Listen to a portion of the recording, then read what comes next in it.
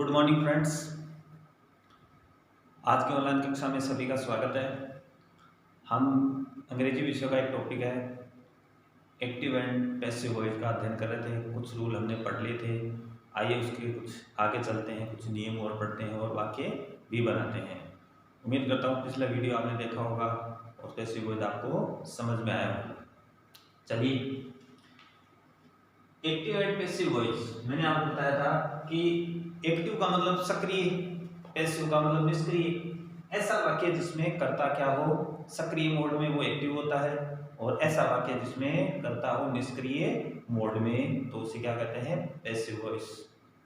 कुछ रूल भी हमने पढ़ लिए थे कि एक्टिव से जब पैसिव वॉइस बनाते हैं तो हमेशा वर्ब की थर्ड फॉर्म का उपयोग होता है, और वाक्य में क्रिया कैसी होनी चाहिए, सकर्मक होनी चाहिए।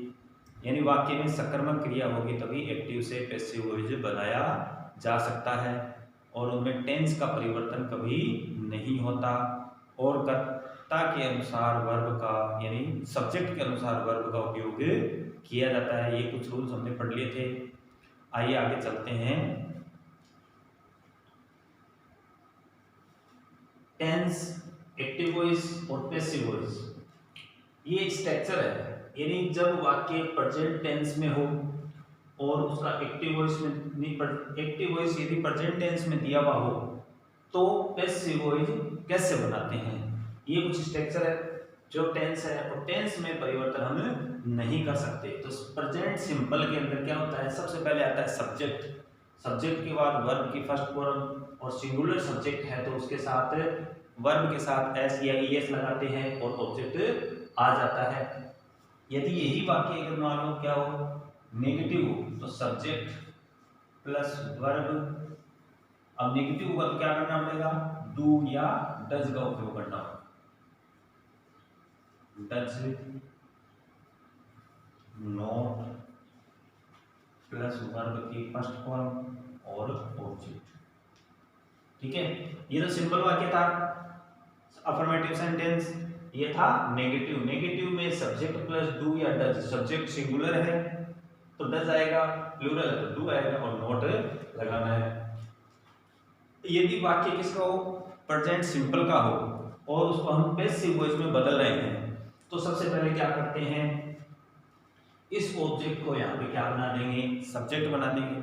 यहाँ पे क्या आएगा, ये ऑब्जेक्ट है, पैसिव वॉइस में क्या बन जाएगा, सब्जेक्ट। यानी इस ऑब्जेक्ट को हमने यहाँ पे लिख दिया, ये क्या हो गया, यहाँ पर क्या हो गया, एक तरीके से सब्जेक्ट हो गया, लेकिन लिखा यहाँ पे क्या है, ऑब्जेक्ट है। ऑब्जेक्ट क्यों इसलिए लिखा है कि एक्टिव का जब पैसिव वॉइस बनाते हैं तो एक्टिव का जो ऑब्जेक्ट होता है वो सबसे पहले लिखा जाता है। उसके बाद प्रेजेंट है तो प्रेजेंट के लिए is R am helping verb लगा दी जाती है, जो क्या होगा, सब्जेक्ट के अनुसार इज आर एम का उपयोग किया जाता है। फिर क्या नहीं, वर्ब की थर्ड फॉर्म लगाएंगे और बाई, और बाई के साथ क्या लिख देंगे, सब्जेक्ट। किसका सब्जेक्ट, एक्टिव का जो सब्जेक्ट है वो लास्ट में बाई लगाकर लिख दिया जाएगा। इसी तरह प्रेजेंट कंटिन्यूअस के अंदर क्या होता है, सबसे पहले प्रेजेंट कंटिन्यूअस का जब एक्टिव वॉइस का वाक्य दिया हुआ हो, उसमें क्या मिलेगा अपने को, पहचान कैसे करेंगे, सब्जेक्ट हो, इज आर एम हो, और वर्ब की कौन सी फॉर्म हो, आईएनजी, जिसको वर्ब की चौथी फॉर्म बोला जाता है। वर्ब की 5 फॉर्म होती है वैसे, फर्स्ट फॉर्म, सेकंड, थर्ड, और चौथी फॉर्म होती है आईएनजी वाली, पांचवी होती है एस या एस वाली। किसी वर्ब के साथ एस या एस जोड़ते हैं तो उस वर्ब की 5वीं फॉर्म कहा जाता है। तो यहाँ पे वर्ब की चौथी फॉर्म का उपयोग होगा, और ऑब्जेक्ट। ये तो हो गया टेंस का जब एक्टिव वॉइस में हो। अब इसको पैसिव वॉइस में बदलते हैं तो अपने को क्या करना होगा, यानी ये ऑब्जेक्ट है वो अगले का सब्जेक्ट बन जाएगा। फिर इज आर एम लगना ही है, और इज आर एम के बाद क्या आना चाहिए, आईएनजी आना चाहिए, तो हम बी के साथ आईएनजी लगा देंगे, बी की आईएनजी फॉर्म का उपयोग करेंगे। फिर जब आईएनजी आ गया, और पैसिव वॉइस के अंदर हमेशा क्या चलता है, वर्ब की थर्ड फॉर्म का उपयोग करेंगे। यानी यहाँ भी शर्त पूरी होगी कि इज आर एम के बाद आईएनजी आना चाहिए, क्योंकि यहाँ पर कंटिन्यूअस टेंस है, और पैसिव वॉइस के अनुसार वर्ब की क्या आनी चाहिए, थर्ड फॉर्म आनी चाहिए। और लास्ट में क्या लिखेंगे, बाई लगाकर सब्जेक्ट। कौन सा सब्जेक्ट है, जो एक्टिव वॉइस का सब्जेक्ट है वो लास्ट में बाई लगाकर लिख दिया जाएगा। अब प्रेजेंट परफेक्ट के अंदर, तो प्रेजेंट परफेक्ट के अंदर सब्जेक्ट हैज या हैव, जो सब्जेक्ट होगा उसके अनुसार हैज या हैव का उपयोग किया जाता है। उसके बाद वर्ब की थर्ड फॉर्म ऑलरेडी आती है उसके अंदर, और ऑब्जेक्ट।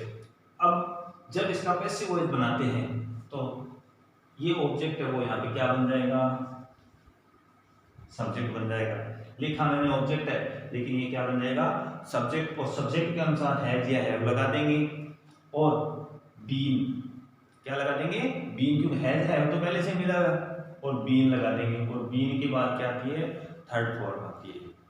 तो वर्ब की कौन सी फॉर्म, थर्ड फॉर्म। और बाई सब्जेक्ट, कौन सा सब्जेक्ट आ जाएगा, ये जो सब्जेक्ट है वो लास्ट में बाई लगाकर लिख दिया जाएगा। पास्ट, ये देखो present simple, present continuous, present perfect. एक टेंस और होता है प्रेजेंट परफेक्ट कंटिन्यूअस, इसका कभी भी एक्टिव से पैसिव वॉइस नहीं बनेगा। अपने टेंस के अंदर 12 प्रकार के वाक्य होते हैं, उनमें केवल 4 प्रकार के जो वाक्य होते हैं उन्हीं का ही एक्टिव से पैसिव वॉइस बनाया जा सकता है। 3 तो हो गए, प्रेजेंट परफेक्ट कंटिन्यूअस, दूसरा पास्ट परफेक्ट कंटिन्यूअस, तीसरा फ्यूचर परफेक्ट कंटिन्यूअस, और चौथा प्रकार होता है पास्ट कंटिन्यूअस। इनका कभी भी एक्टिव से पैसिव वॉइस नहीं बनाया जा सकता। अब आता है पास्ट सिंपल। तो पास्ट सिंपल के अंदर सबसे पहले क्या मिलता है, सब्जेक्ट, और सब्जेक्ट के साथ सकारात्मक वाक्य में अपने को वर्ब की फर्स्ट फॉर्म सेकंड फॉर्म मिलेगी, यानी सब्जेक्ट और वर्ब की सेकंड फॉर्म प्लस ऑब्जेक्ट। यही यदि इसको अपन नेगेटिव बनाते हैं तो सब्जेक्ट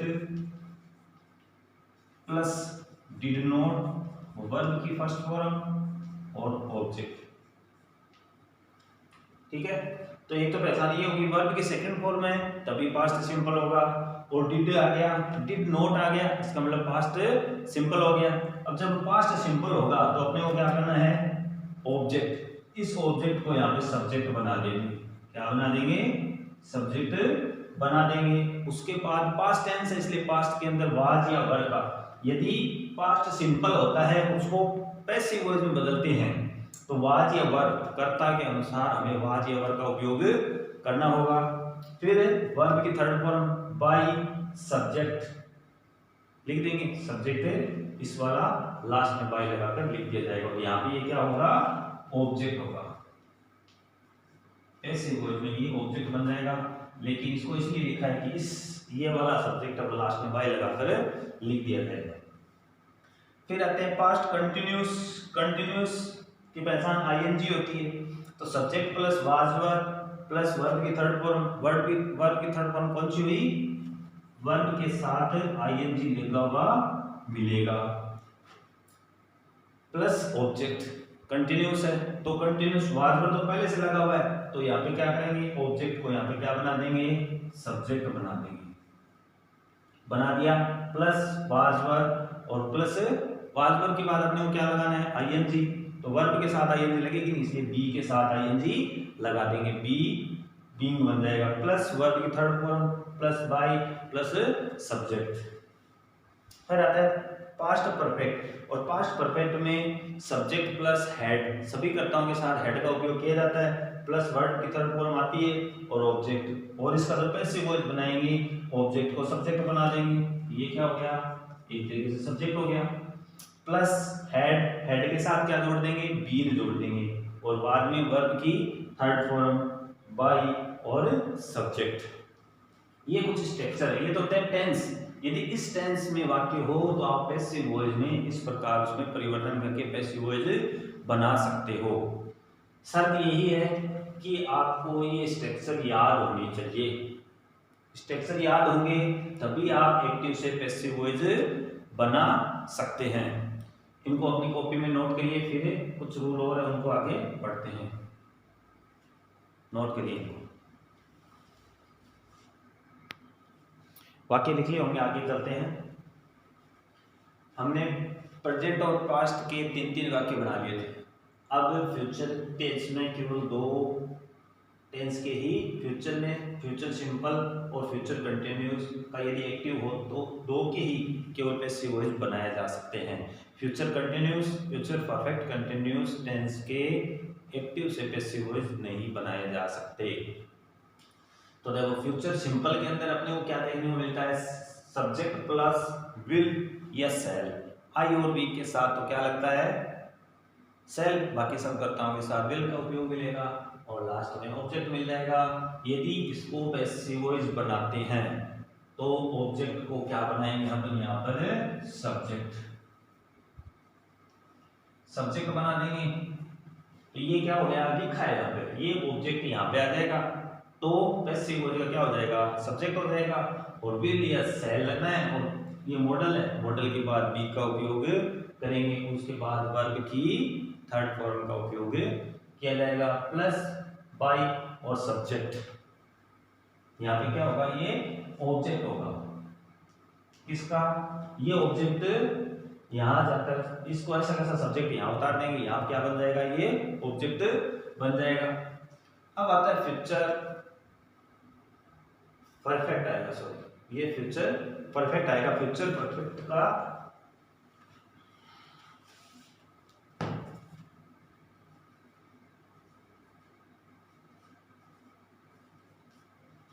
फ्यूचर कंटिन्यूस का तो एक्टिव से पैसिव वॉइस बनाया नहीं जा सकता, तो ये फ्यूचर परफेक्ट आएगा।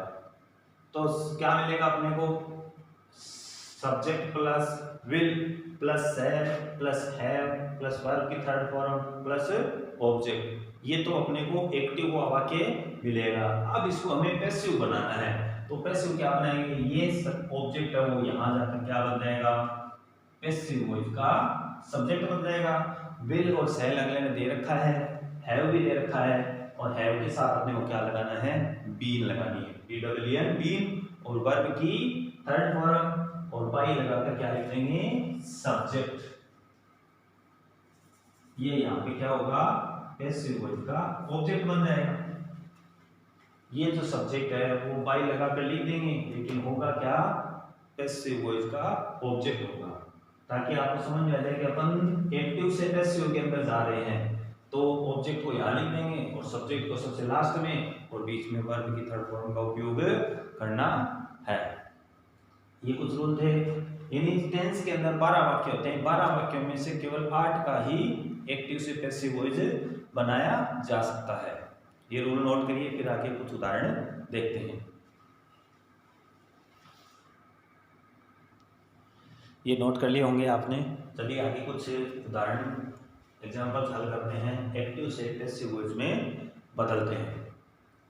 सबसे पहला वाक्य they sell the radios, they sell the radios, ये एक्टिव वॉइस का है और इसको पैसिव वॉइस में बदलना है। सबसे पहले तो हमें इसकी टेंस की पहचान करनी है।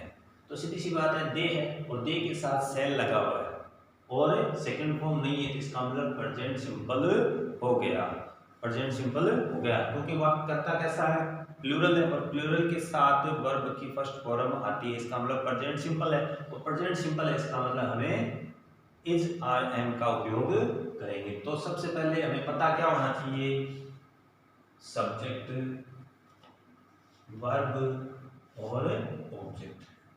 ऑब्जेक्ट का पता कैसे चलेगा, दे सेल, सेल यानी खरीदना, क्या खरीदता है रेडियो खरीदता है, क्या खरीदता है रेडियो, वे रेडियो खरीदते हैं, तो इसका मतलब रेडियो खरीदता है। क्या क्या का उत्तर मिल गया, इसका मतलब ये हमारा ऑब्जेक्ट हो गया। तो सबसे पहले शुरुआत कहां से करेंगे, इसी ऑब्जेक्ट को हम यहाँ पर क्या बना देंगे सब्जेक्ट बना देंगे, ठीक है। द रेडियोज, अब ठीक है दे, अब रेडियोज प्लूरल है, इसका मतलब कौन सी हेल्पिंग वर्ब आएगी, लगानी इज आर एम में से एक लगानी है, तो प्लूरल है, प्लूरल के साथ क्या आता है आर आता है। अब आर यहाँ पे क्या प्रेजेंट सिंपल था, तो प्रेजेंट सिंपल का जो एक्टिव होता है उसको पैसिव वॉइस में बदलते हैं, तो इज आर एम का उपयोग किया जाता है, ठीक है। अब हमें वर्ब की क्या फॉर्म, थर्ड फॉर्म का उपयोग करना है। सेल का हो गया सोल्ड और बाई, दे, बाय दे होगा या देम होगा। तो ये यहाँ पे क्या है, सब्जेक्टिव। जब इसको ऑब्जेक्टिव बनाएंगे तो इसका उपयोग यहाँ पे लिखेंगे देम। ये रूल हमने कल पढ़े थे। The radios are sold by them. तो ये एक्टिव से पैसिव वॉइस बना दिया। एक बार वापस देख लीजिए, ऑब्जेक्ट को सब्जेक्ट बनाना है। किसको? ऑब्जेक्ट को। ऑब्जेक्ट की पहचान के लिए हमें वर्ब से पहले क्या लगा कर देख लीजिए, यदि क्या का उत्तर आता है वही हमारा ऑब्जेक्ट होगा। प्रेजेंट है तो प्रेजेंट सिंपल के लिए आर का उपयोग, यदि यहाँ पे सिंगुलर होता तो एच आई के साथ एम का उपयोग होता। सोल्ड वर्ब की थर्ड फॉर्म आ गई और बाई दे का देम। इसी प्रकार दूसरा वाक्य, सी टीचेज मी। तो देखो सब्जेक्ट वर्ब और ये मी किसे पढ़ाता है? मुझे पढ़ाता है। तो किसको या क्या, इसका उत्तर है वही हमारा ऑब्जेक्ट है। तो ये यहाँ पर क्या है? ऑब्जेक्ट है। ऑब्जेक्ट को जब सब्जेक्ट बनाया जाता है तो मी का क्या होगा? आई होगा। क्या होगा? टीचेज। ऐसी एस लगा हुआ, इसका मतलब प्रेजेंट सिंपल है। तो प्रेजेंट सिंपल में एस आर एम लगाया जाता है और आई के साथ अपने को एम का उपयोग करना है। तो आई हो गया, एम हो गया। फिर तो ये तो सब्जेक्ट आ गया। सब्जेक्ट के बाद वर्ब, ये हेल्पिंग वर्ब होगी। अब वर्ब की थर्ड फॉर्म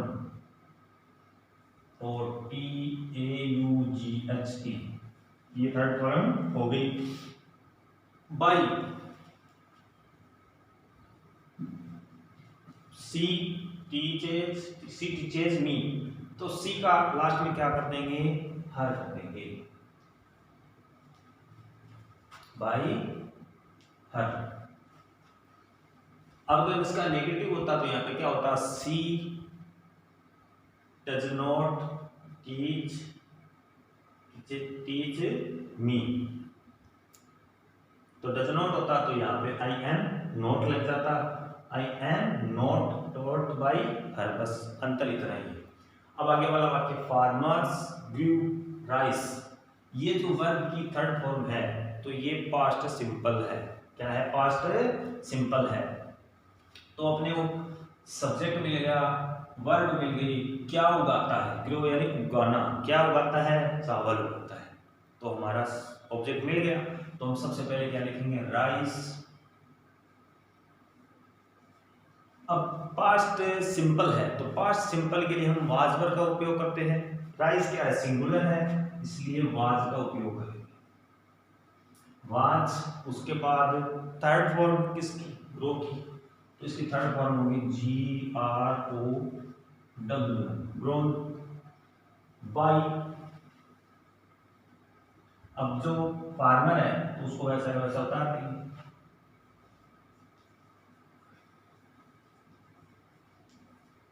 फार्मर्स। आगे चलते हैं 4 number, he was playing cricket. तो देखो आईएनजी इसका मतलब पक्का कंटिन्यूस है। वॉज है इसका मतलब पास्ट है। यदि इज होता तो प्रेजेंट होता। वॉज है इसका मतलब पास्ट है तो पास्ट कंटिन्यूस हो गया। तो पास्ट कंटिन्यूस के आपको ने क्या नियम बताया है कि अपने को बीइंग का उपयोग करता है। चलो आगे बनाते हैं। तो खेलता है, क्या खेलता है? क्रिकेट खेलता है। अन्य कोई भी हो सकता है गेम। तो क्रिकेट, इसको हमने क्या बना दिया? यहाँ पे ऑब्जेक्ट था, यहाँ पे इसको सब्जेक्ट बना दिया। तो क्रिकेट क्या है? सिंगुलर है। सिंगुलर के साथ क्या लगेगा? वॉच।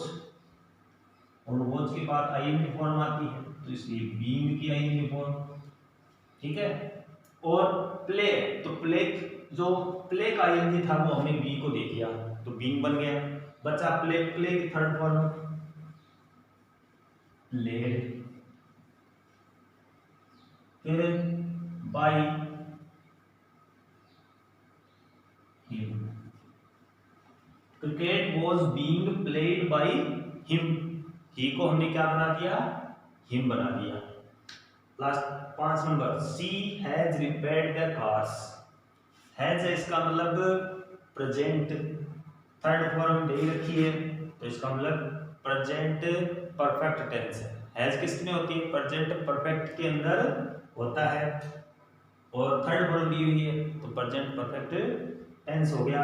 तो इसको क्या करेंगे, जो द कार्स, इसको क्या बना देंगे? सब्जेक्ट बना देंगे। The cars.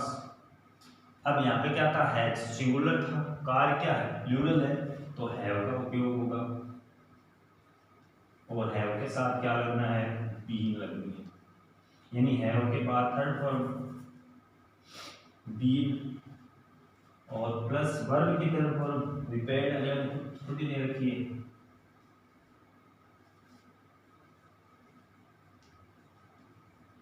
रिपेयर्ड क्या करनी है? The car have been repaired by, क्या करेंगे? इसी का हर। ठीक है। 6 नंबर वाक्य, they have eaten an apple. तो हैव है, ईटन है, थर्ड फॉर्म है, इसलिए प्रेजेंट परफेक्ट टेंस हो गया। तो एन एप्पल को क्या बना देंगे? सब्जेक्ट बना देंगे, एन एप्पल। अब देखो यहाँ पे कार्स था, इसके अनुसार हैव लगा दिया। अब दे के साथ हैव दिया हुआ है, तो एप्पल क्या है? सिंगुलर है, तो हैव आएगा या हैज। मैंने आपको रूल लिखाया था, तो सब्जेक्ट के अनुसार वर्ब आएगी, तो यहाँ पे क्या आएगा? हैव आएगा। सिंगुलर है इसलिए हैज आएगा। प्लूरल के साथ हैव और सिंगुलर के साथ हैज का उपयोग करना है। ये हो गया। ईटन अगले थर्ड फॉर्म दे रखी है, इसके बाद में क्या लगा देंगे? बीन लगा देंगे। Eaten by them. दे का क्या बना देंगे अपन? देम बना देंगे। तो an apple has been eaten by them.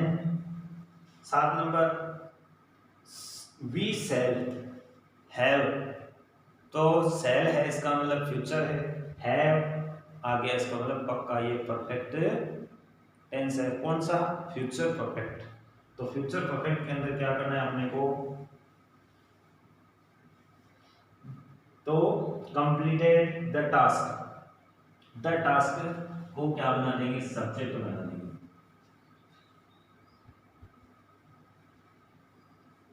बना दिया। और यहाँ पे दे रखा है सेल, और दैट टास्क के साथ क्या आएगा? विल आएगा।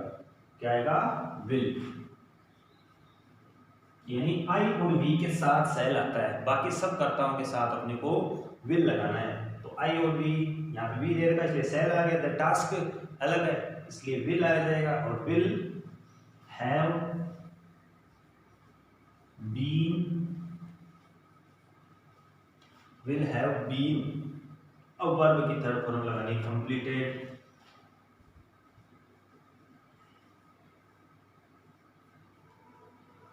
बाय, कौन है? वी है, तो वी का क्या होगा?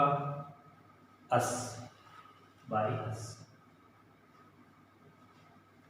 आई बात समझ में? We shall have completed the task. The task will have been completed by us.